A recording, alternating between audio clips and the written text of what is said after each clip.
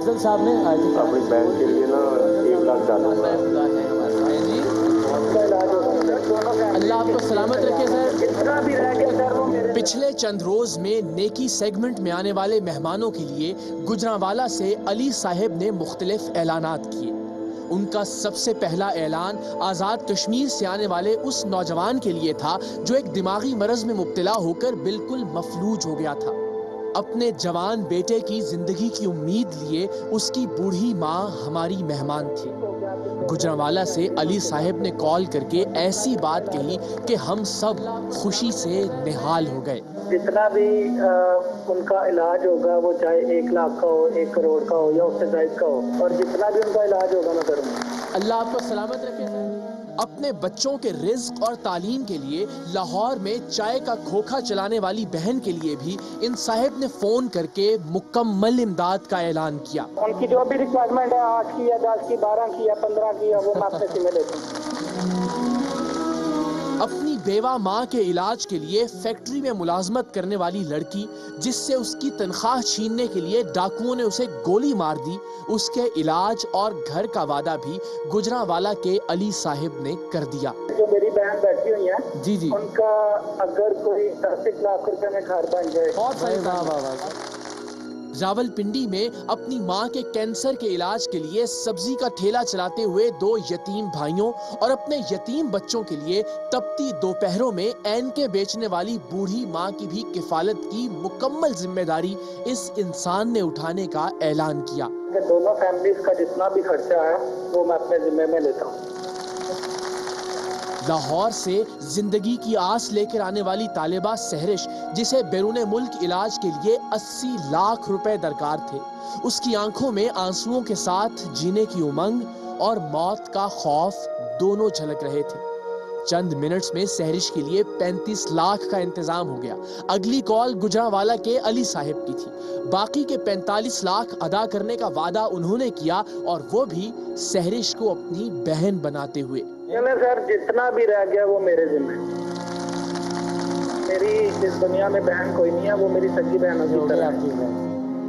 بات یہ تھی کہ جیسے ہی علی صاحب کسی کی مکمل ذمہ داری لیتے، عطیہ کرنے والے باقی لوگ مطمئن ہو جاتے کہ اب ہمیں کال کرنے یا عطیہ کرنے کی کوئی ضرورت نہیں.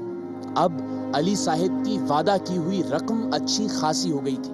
وہ ہر روز خود آنے یا کسی ذریعے سے پیسے بھجوانے کا کہتے اور کسی نہ کسی وجہ سے ایسا نہ ہو پاتا. اب ہمارا نیکی سیگمنٹ میں چلنے والا دماغ سریام کی ٹیم کی طرح چلنا شروع ہوا. ہم نے کیسے تحقیق کی، کیسے سراغ لگایا، کس طرح ان صاحب کو پاتال سے کھوج کر نکالا، یہ ہم سریام ہی کے کسی پروگرام میں بتائیں گے کیونکہ یہاں وقت مختصر ہے، لیکن دل تھام کر سنیے گا. اپنی بہن کے لیے نا ان سب لوگوں کی امید بندھانے والا یہ شخص، اتنے دکھی دلوں کو آس دلانے والا یہ انسان محض ایک دھوکہ نکلا، صرف ایک فراڈ ثابت ہوا. چند ہزار روپے تنخواہ پانے والا یہ درندہ اپنے تئیں صرف ایک مذاق کر رہا تھا. ARY کے گجرانوالہ کے بیورو چیف اور متعلقہ پولیس جیسے ہی اس شخص تک پہنچی، ہم بھی اگلی فلائٹ سے لاہور اور وہاں سے گجرانوالہ پہنچے. اس شخص کے چہرے پر اب بھی ندامت، شرمندگی یا افسوس کے کوئی آثار نہیں تھے. آپ ہیں؟ کیا کیا تم نے؟ پتا ہے کچھ اندازہ ہے تمہیں؟ کیا اندازہ ہے سر؟ انسانیت کے نام پہ، اسلام کے نام پہ، لوگوں کے اعتبار کے نام پہ لوگوں کا مان توڑا ہے تم نے اپنے شغل کی وجہ سے. وہ لاہور والی بچی کو 45 لاکھ نہیں ملیں گے تو مر جائے گی، ایسا ہی ہے نا؟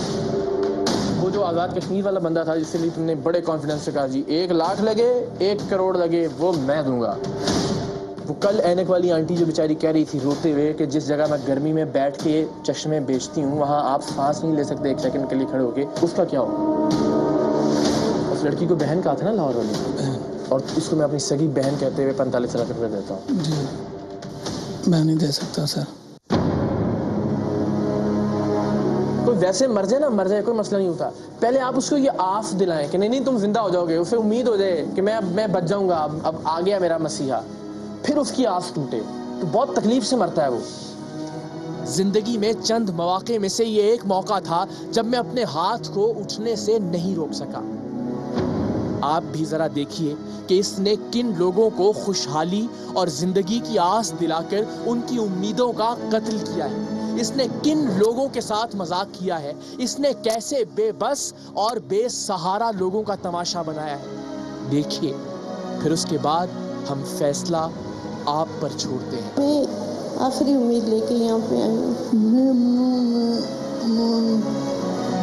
بارش میں بیٹھتے، گرمی میں بیٹھتے، اللہ گواہ وہ دیوار اتنا گرم ہے بیٹا میرے کہ میں دل میرا جانتے. اب کس طرح بیٹھتے ہیں میرے بچے. مشکل نہیں ہوتی آپ کو دن میں اسکول اور رات میں شام میں پھر سبزی وغیرہ بیچنا؟ مشکل تو ہوتی ہے پر کرنا ہے نا، ماما بیمار ہے. تکلیف بس یہ ہوتی ہے لیٹ ہی بنا سکتے، دل پھٹ جائے گا.